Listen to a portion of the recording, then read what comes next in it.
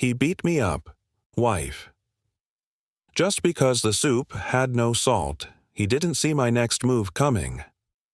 The steam rose from the pot in thin white ribbons like quiet ghosts slipping toward the kitchen light. It smelled of tomatoes and onion and tired days. Emily stood with a spoon in her shaky hand, taste-testing the soup and wishing the empty salt jar would suddenly fill itself. Her heart beat too fast. Dinner was always a test, and tonight the exam felt cruel. She looked at the front door and pictured the tall shape of her husband stepping in, tie perfect, hair neat, face set like a judge who never smiled. He beat me up, wife. Just because the soup had no salt, he didn't see my next move coming, she whispered to the sink, not knowing those words would become the title of her life in the days to come. Outside the window the evening was soft and blue, but inside the kitchen the air was tight, the clock loud, and the spoon heavy as a stone in her small hand. She could already hear his voice even before it arrived, that sharp tone he used when he wanted to look bigger by making her smaller. He liked to win in rooms with no one else in them. He liked to speak sweet on the phone to other people and then talk like a knife at home. Tonight she hoped, he would just eat and go to his study and forget everything. But the soup was plain. The jar was empty. The salt would come from the neighbor tomorrow. Her fingers trembled as she set the table. The door opened. His shoes tapped on the floor like hard little hammers. He didn't kiss her cheek. He didn't ask how she was. He sat, lifted the spoon, tasted, and froze. When he said, "No salt," his voice held something dark, like a storm that had been building for months and finally found a sky to break. He did not talk about soup after that. He talked about worth. He talked about shame. He talked about how hard he worked and how she should be grateful he let her live in his house, eat his food, breathe his air. And then his hand snapped across her face. The chair scraped. He stood.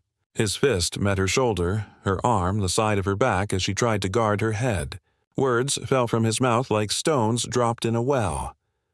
Useless. Nothing. Burden. She felt the floor meet her. She tasted blood. She heard a ringing sound like a far bell. When he finished, he walked away to the living room and his voice turned soft as velvet. "Good night, my queen," he whispered into the phone. "Sweet dreams, Clara Ara." It was strange to hear love words floating in air still heavy with her pain. She lay there and listened until the soft words faded and the house grew quiet again, except for the ticking clock and the slight hum of the fridge that felt too loud for a night like this. In the bathroom mirror she saw a face that looked like a stranger had borrowed it, a swollen cheek, a cut lip, a bruise already growing like a dark cloud on her arm. She touched the tender places and winced. She thought of the first days with Daniel. New shirts, flowers, laughter, walks at sunset, a hand around her shoulders that felt safe then. She thought of the small comments that came later, the jokes with edges, the way he laughed at her accent in front of his rich friends, the way he compared and compared until she felt like a math problem she could never solve. This, tonight, felt like a line she could not pretend was not there. She sat on the tiled floor, hugged her knees, and rocked because the world would not. She did not sleep. She only waited for morning to come and bring light like a promise. When the sun finally slid across the floor, she moved slowly. She washed her face. She put on long sleeves though the day was warm. She cooked breakfast with hands that shook less than before. Daniel ate. He did not say sorry. He did not say anything about last night at all. He asked where his blue tie was. He told her to iron his shirts better. He checked his phone 3 times while he drank his coffee, each time smiling at the screen in a way he hadn't smiled at her in months. At the door, he said, "Be useful today," the way other men might say, "Have a good one." When the door closed, the house sighed in relief like a tired chest finally taking a full breath. Emily cleaned because a clean room felt like a small corner of control.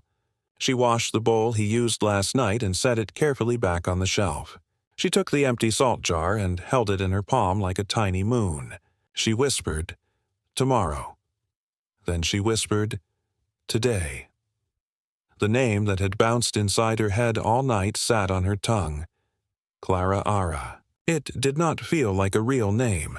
It felt like a stone with an odd shape, a stone you trip over in the dark. She remembered Daniel pacing days ago, whispering to someone on the phone. "My queen," he had said, and then he had said it again last night after his hands had been fists. Her lip hurt, but the ache behind her eyes was bigger. She knew the soup was not the reason. The soup had been a match. The fire was somewhere else. As the day stretched, she moved in small steps. She made tea. She held the warm cup with both hands. She sat at the kitchen table and listened to the quiet house. A fly bumped the window, then found a way out. The refrigerator hummed. Somewhere outside, a child laughed, and then the sound ran down the street and was gone. She took her phone and opened the Notes app and typed 3 words. "I am done." Then she erased them because the truth was, she was not done. She was scared. She was also angry in a slow, heavy way, like a river under the ground. The river wanted somewhere to go. She breathed in. She breathed out. She remembered the neighbor, Mrs. Ortega, who had soft eyes and a hard voice when she talked about things that mattered. She remembered once, long ago, hearing Mrs. Ortega say, "You plan your exit like a careful cook plans a feast. One dish at a time, quietly, no rush." But sure. At the time, Emily thought it was about a job Mrs. Ortega had left. Now, the words felt like a map. At noon, she knocked on the neighbor's door. Mrs. Ortega opened it and blinked, and then opened it wider. "Mi niña," she said, her voice warm. She took one look at Emily's face and did not ask stupid questions. She said, "Come in, sit, tell me slow." Emily sat at the small round table with the yellow tablecloth and told the story like a person walking barefoot over sharp stones. She spoke of the soup. She spoke of the hand. She spoke of fists. She spoke of the phone call and the queen and the name that sounded like a mistake. Clara Ara. She did not cry while she talked. Her body felt empty of tears. When she finished, the kettle whistled and Mrs. Ortega poured tea and put a hand on Emily's hand. "This is not love, Carita," the older woman said. "This is power. And power can be taken back. How?" Emily asked. Her voice sounded small to her own ears, like it had been hiding in a cupboard and was just now stepping out. "He is careful in front of others. He is charming. At home he is different. But outside people think he is kind. If I say he hit me, they will ask me what I did wrong. And he will smile." She felt the weight of years pressing on her like a heavy blanket. She pressed back in her chair, as if the chair could be a wall to lean on for a little while. "You plan," Mrs. Ortega said, nodding. "You gather. You do not shout. You do not run without shoes. You prepare. First you see a doctor. You get pictures. You text those pictures to me so they live in more than one place. Second, you collect important papers. ID, bank papers, marriage papers, anything with numbers. We will make copies. Third, you open a small account in your name only. Use cash, small amounts. Slow is fine. Fourth, you find a safe place to go if he grows dangerous before your plan is finished. Fifth, we talk to the Women's Center. Quietly, they will tell you about laws. They will tell you about orders to protect. Sixth, you breathe. Seventh, you breathe again." Then she squeezed Emily's hand and added, "Eighth, you remember you are not broken. You are bruised. Bruises heal. Broken things can be fixed too, but you are not broken." Emily nodded and felt something like a thread slide into her hands. It was small but real, a plan. Not a loud plan, not a movie plan with big music and shouting, but a plan strong like a rope under the quiet. Mrs. Ortega drove her to a clinic across town where no one knew Emily's husband. A kind nurse with a freckled nose and a steady pen wrote everything down and took pictures and spoke in gentle sentences that made the room feel larger. "We will note it," the nurse said. "We will give you copies." The doctor looked at her arm with cool fingers and gave her a small cream for the bruised skin and a warm look for the bruised heart. Before she left, Emily asked the nurse, "Do you know a women's center?" The nurse nodded and wrote a number on a card. "Ask for Lila," she said. "Tell her Anna sent you." That night Emily cooked again. She salted the soup with a pinch she had borrowed earlier. She placed the bowl in front of Daniel and stood with her hands folded. He ate without looking at her. He checked his phone. He smiled at the screen. He did not raise his hand. He did not say sorry. When he left the room, she washed the dishes slowly and then went to the bedroom. While he took a shower, she knelt by the bottom drawer where he kept papers. He had once told her, "Don't touch my things," as if his things were kings and she was the floor. Now she touched them. She found bank statements, company letters, a slip with a number, and the name Clara Ara, written in neat ink. It did not look like his writing. She took pictures with shaking hands. She put the papers back exactly where they had been. She stood and breathed and told herself that standing could be an act of power, too, even if your knees felt like water a moment ago. Over the next 2 weeks, she moved like a careful dancer in a room full of glass. She woke early and left for short errands that had second meanings. She put $2 at a time into a plain envelope that lived in a book on the top shelf. She called the number on the card and spoke to Lila, who sounded like a person who knew about storms and roofs. "We will not rush you," Lila said. "We will not push you. We will teach you what papers to keep, what numbers to know, what words to use if you must call for help. You are in charge. Your timeline. Your choice. But we will walk with you." Emily cried then, quiet tears that were the first to fall since that night. They felt like rain on a field that had been too dry. She also watched. She watched Daniel's phone light up after midnight and watched the way he smiled at it with his face tilted, his eyes soft, the way a person looks at a puppy or a baby. She watched him type long messages when he sat in the car in the driveway, the engine off, the world still. She watched him grow sharper with her when she asked simple questions like, "How was your day?" and "Do you need anything from the store?" He said, "Don't nag me," and "You should know by now," and "Use your brain," as if using gentleness at home were a waste of his time. She did not tell him that she was using her brain plenty. She did not tell him that her quiet was not weakness but work. Then, one afternoon, the second turning point came from a place she had not expected. She was ironing when a smell rose from his jacket, sweet and rich and expensive. Not her perfume. She lifted the jacket, and in the pocket she found a folded paper. It was a hotel receipt. The date was last Friday. The amount made her blink. The room type said, "Executive Suite." The signature was Daniel's, but next to Guest 2, a name was printed in careful letters, Clara A. Rain. Emily stared at the letters until they swam. Clara A. Rain. It made the sound she had heard. Clara Ara. Suddenly, the name wasn't a ghost. It was a person. And with the paper in her shaking hand, that person had an easier-to-follow shape. She took a photo. She took another.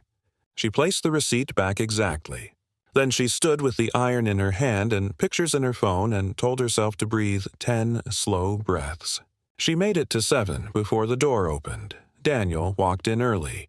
His face looked peeled of charm. He saw the iron, the jacket, the receipt corner she had not tucked deep enough. For a moment their eyes met and something flashed in his, the quick calculation of a man who reads a room before he speaks. "What are you doing?" he asked, too calm. "Your jacket smelled of perfume," Emily said, her voice steady in a way that surprised her. "I was checking the pocket for tissues before washing it."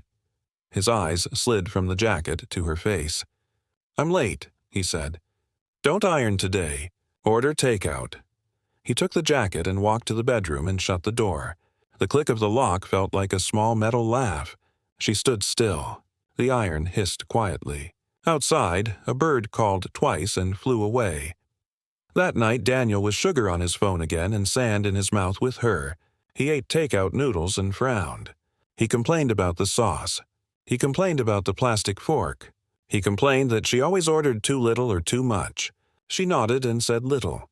When the house was dark, she sat in the bathroom with the fan on to muffle sound and made a list of items on her phone.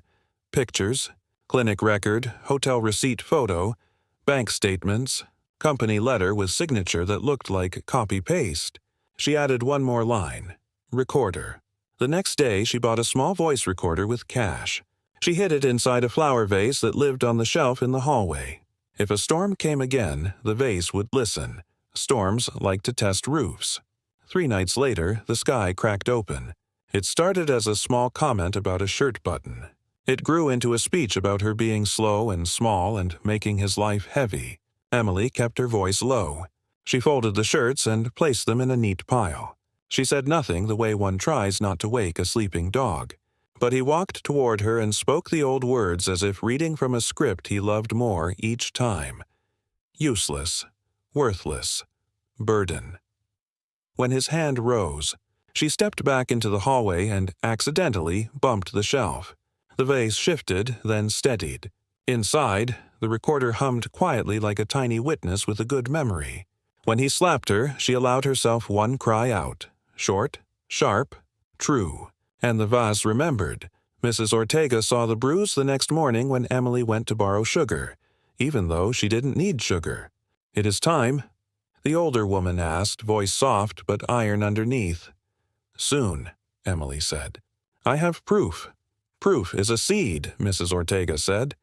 "We plant it in the right ground." They met Lila in a quiet office with posters about safety and hope on the walls. Lila had a notebook with tabs and a way of talking that made hard words feel like tools, not rocks. "We can consider a protective order," Lila said. "We can consider a safety plan for the night of leaving. We can talk about money. We can talk about a small storage locker in your name if you need to move things slowly. We can talk about a lawyer who gives a first visit free. We can talk about the police and which officer to ask for if you must call. We can write a script you can use on the phone if you're scared and your mind goes blank. We can also talk about your spirit. What do you need to remind you that you are not only this moment?" "I need a recipe," Emily said, surprising herself. She smiled a little. "It sounds silly, but cooking made me feel like I could make order from pieces." He took that from me with his words. "I want to cook one good thing. For me." "Then we will find a kitchen," Lila said, and she smiled back. The third turning point came like a bell through fog. 2 weeks later, Emily's phone buzzed at noon while she walked through a small farmer's market with Lila. A message from an unknown number. "Lunch at the Harbor Hotel? Today, 2 p.m.? See." Her heart skipped.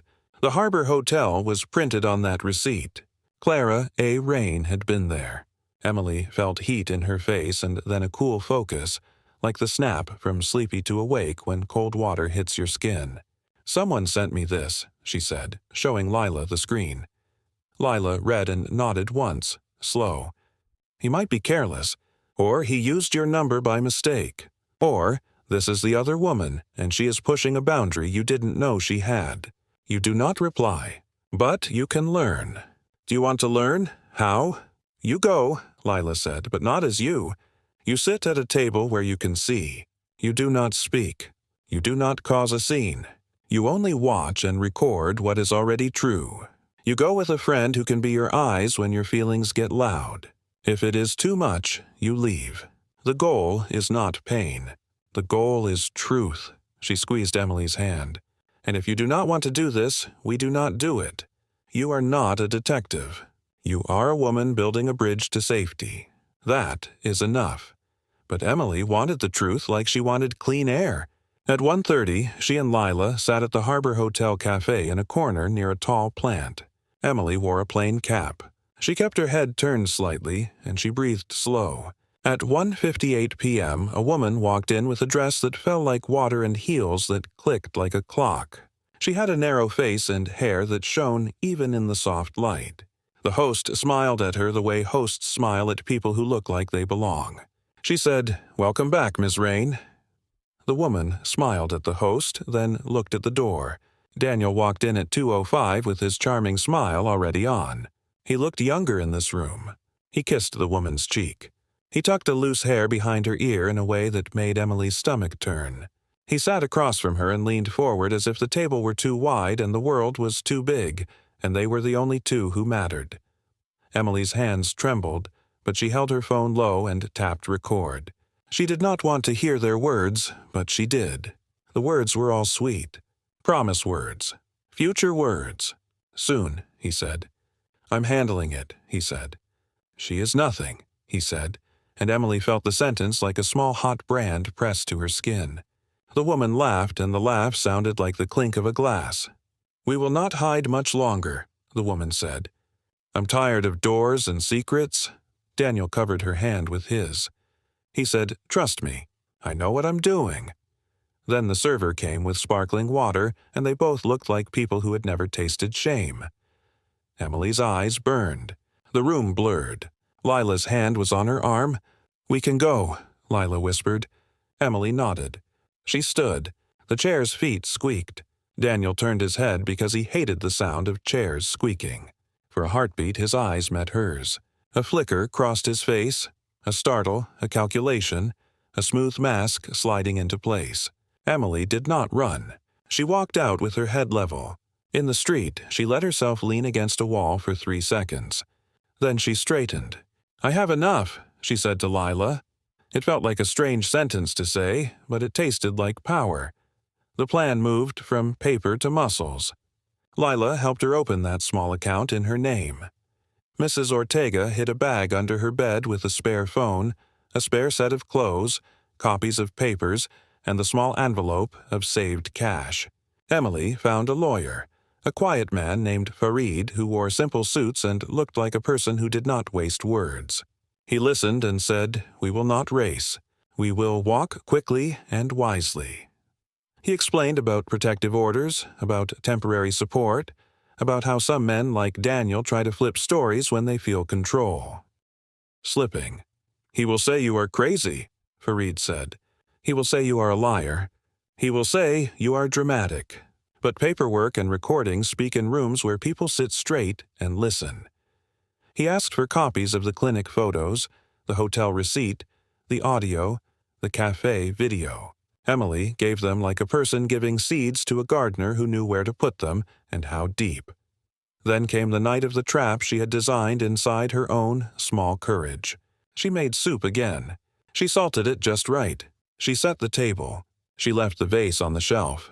The recorder inside was fresh with new batteries and a small green light covered with tape.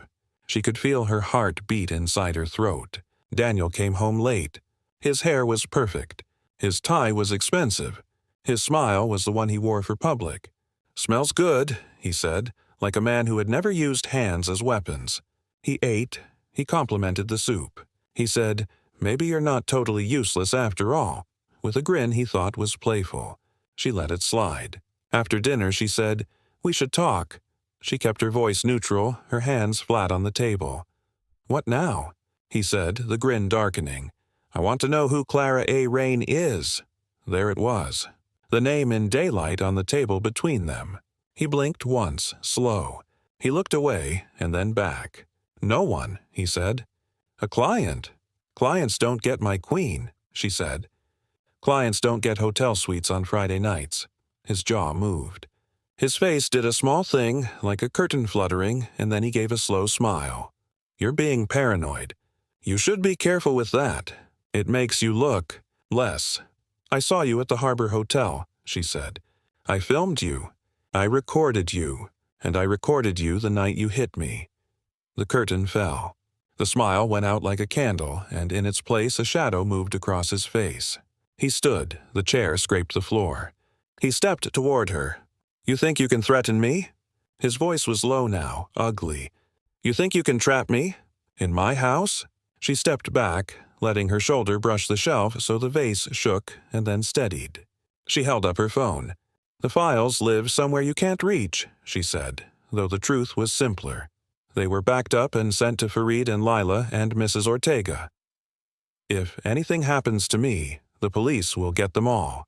If you raise your hand again, if you try to push me or pin me or keep me from the door, I will call a name, Officer Amina, and she will come. She knows Lila. She knows my file.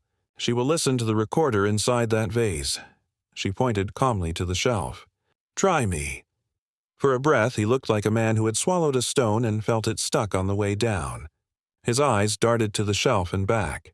He took a step forward, then stopped. "You think the world cares?" he said, trying to find the old rhythm of power. "I am respected. People like me. They will say you are trying to ruin me." She felt her legs shake, but she kept her voice quiet. "I don't need the world," she said. "I need a judge. I need a piece of paper. I need a door that closes behind me and does not open for you." She moved around the table, keeping it between them like a river.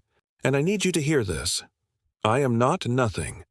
I am not a burden. I am a person who learned how to plan."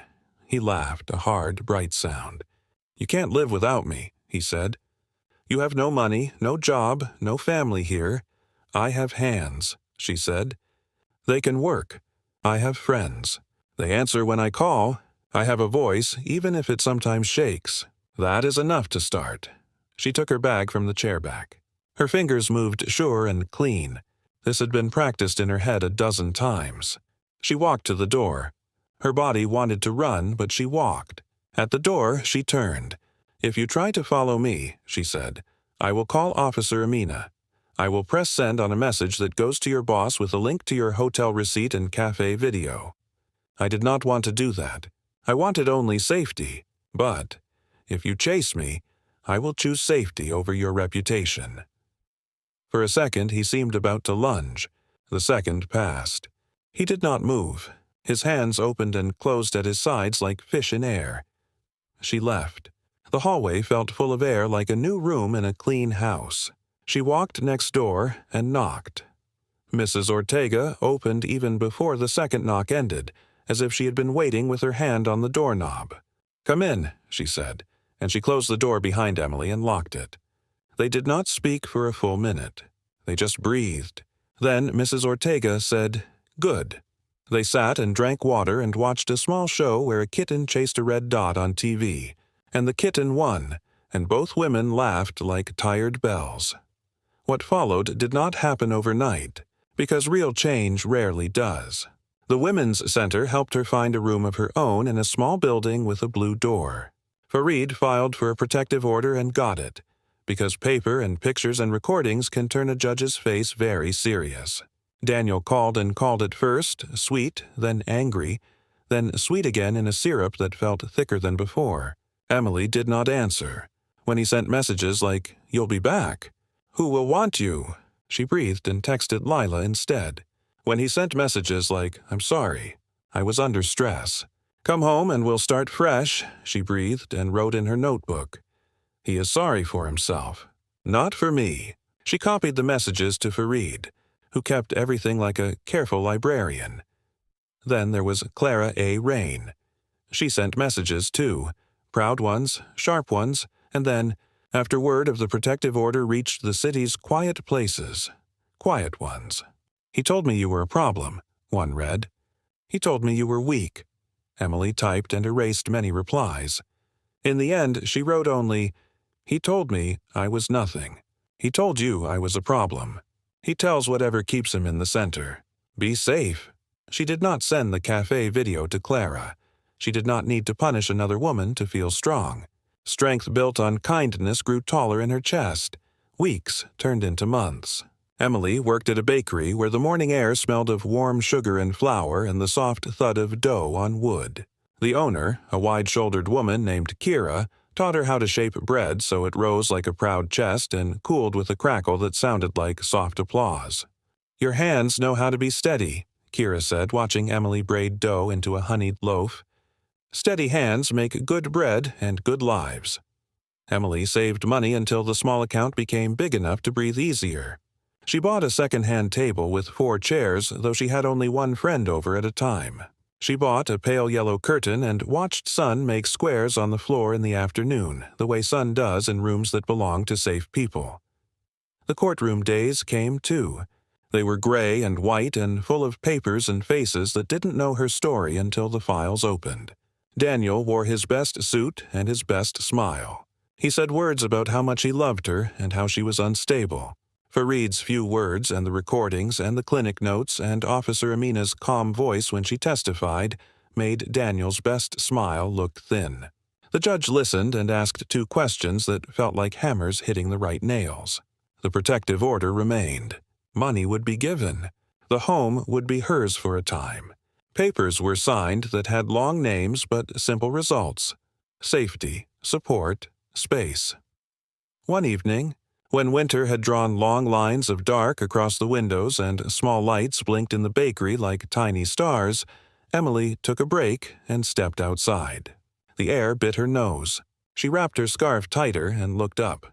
The sky was cold and clear. She thought of the night of the soup. She thought of the face in the mirror. She thought of the voice that had said, "I am done," and then erased itself. She thought of the list she wrote and the hands that shook and the feet that walked anyway. A delivery man pushed a cart of flour sacks past her and said, "Evening," and she said, "Evening" back, and her voice did not sound small. It sounded like it fit her body just right. She found a group at the Women's Center that met on Thursdays in a room with green chairs. They talked about anger like a hot stove, how to cook with it without burning the house. They talked about fear as a teacher, not a king. They talked about how leaving is not the end. It is the first set of steps on a long road with evenings and mornings and weather. Emily told her story once. Then, slowly, on other Thursdays, she told the parts she hadn't told before. The early jokes, the first time he made fun of her in front of friends, the way she started apologizing for her own thoughts. She did not speak of the pain with fancy words. She used small words that fit into people's hands. Other women nodded and said, "Me too," and "I see you," and "Good job." And these simple phrases stacked inside her like bricks that made a wall and then a house. One night, after a long day of baking and a good meeting at the center, Emily walked home past the Harbor Hotel. She paused. The cafe windows were lit. People inside laughed and fed each other bites of cake with silver forks.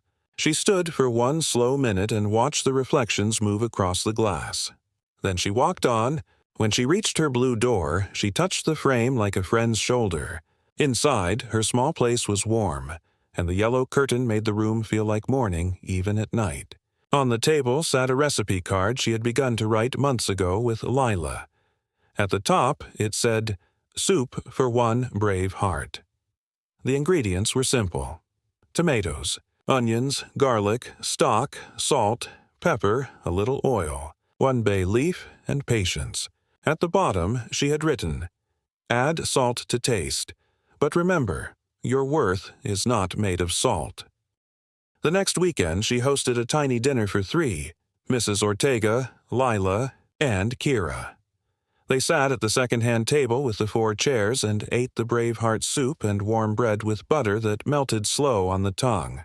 They laughed and told stories about silly things, not only heavy things. After dishes were done, Lila said, "You know, we could use a cooking class at the center. Many women come with fear in their arms and forget they still have hands for making and mouths for tasting joy. Would you want to teach a small class? Nothing fancy, just soup and bread and a safe room." "I would like that," Emily said. Her heart made a sound like a small bell.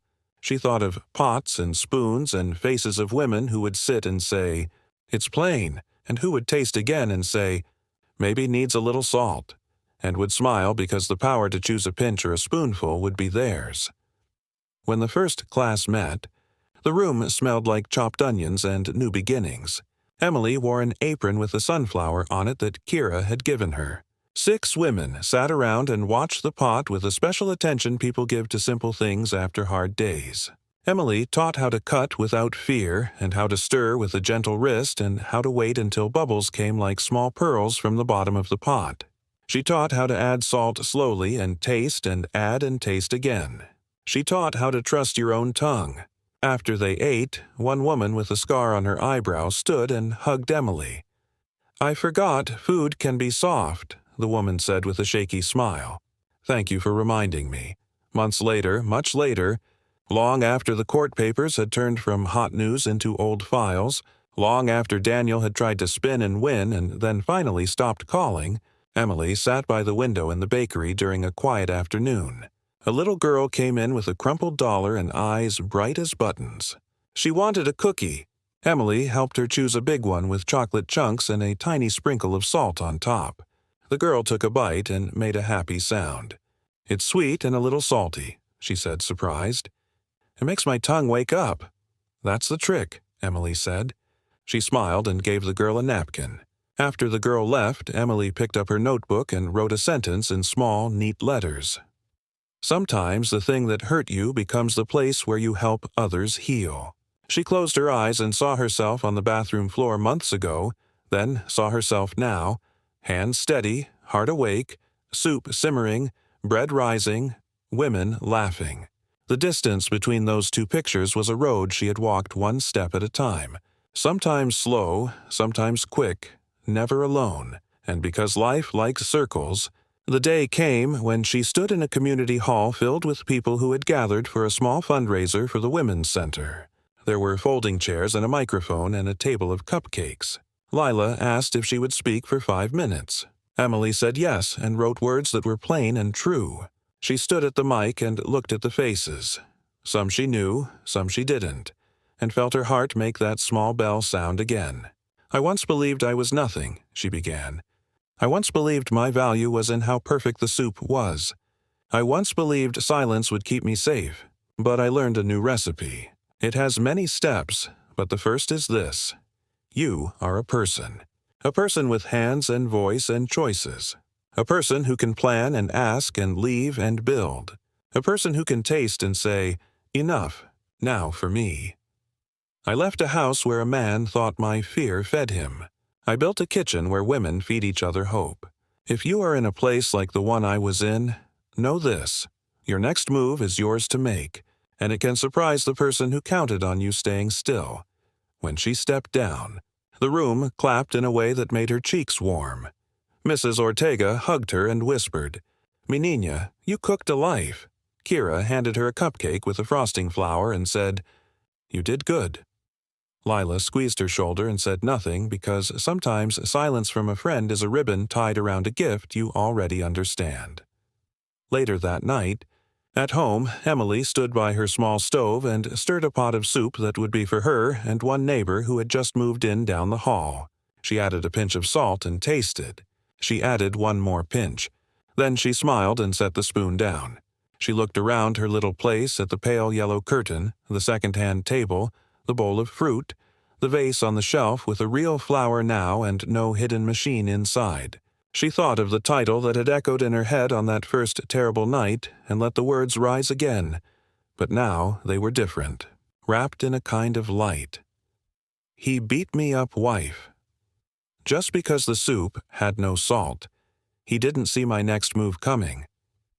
She whispered it once, and then she whispered something new, like a line under a title, like a soft lesson written in steam on warm air. My next move was a door, and on the other side of the door was me.